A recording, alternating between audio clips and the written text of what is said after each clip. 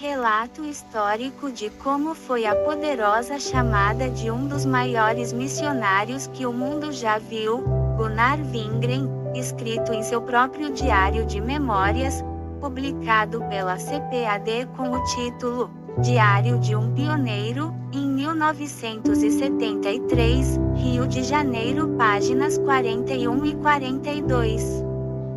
A primeira pessoa do Brasil que foi batizada no Espírito Santo.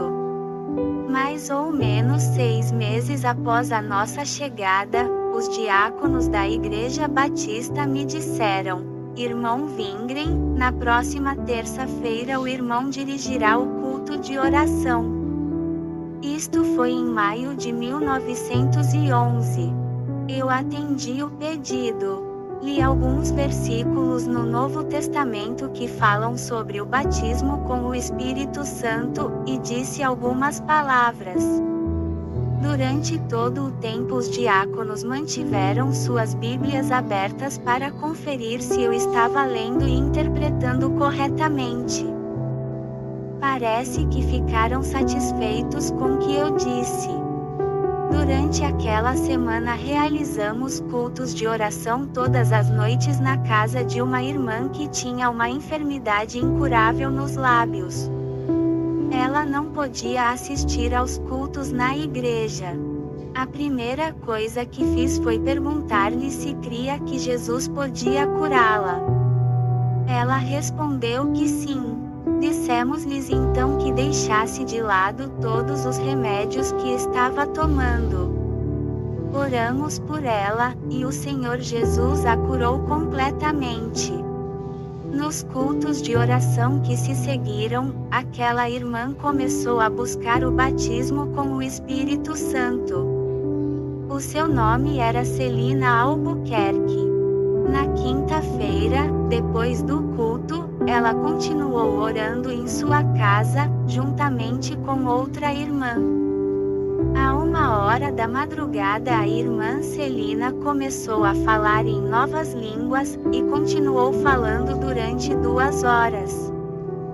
Foi, portanto, a primeira operação batismo com o Espírito Santo feita pelo Senhor Jesus em terras brasileiras.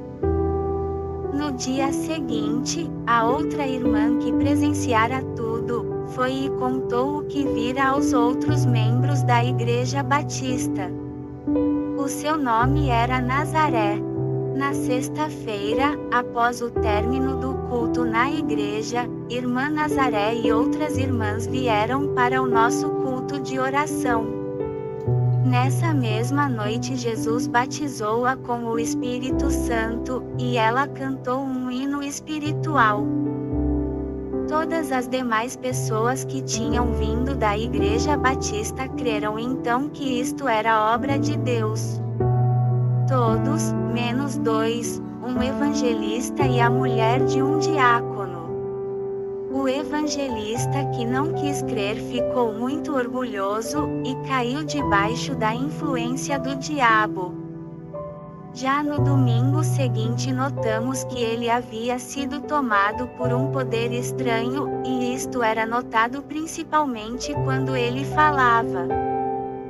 Na terça-feira seguinte ele mesmo convocou os membros da igreja para um culto extraordinário, e não permitiu nem que o pastor falasse. Ele disse: todos os que estão de acordo com a nova seita, levantem-se. 18 irmãos se levantaram e foram imediatamente cortados da comunhão da igreja.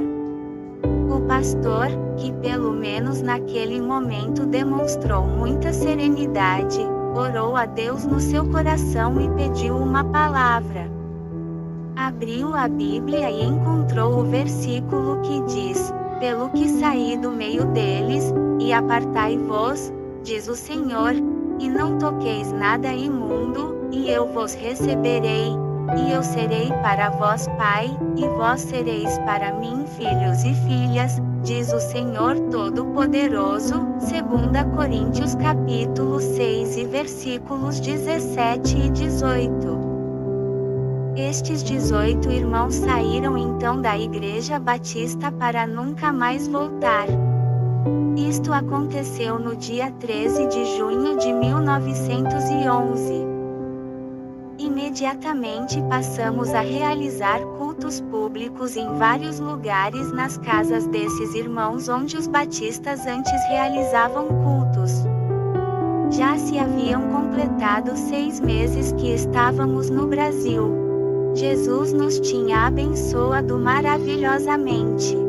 Nós orávamos por enfermos e eles eram curados, testemunhávamos a pecadores e eles aceitavam a Jesus como Salvador.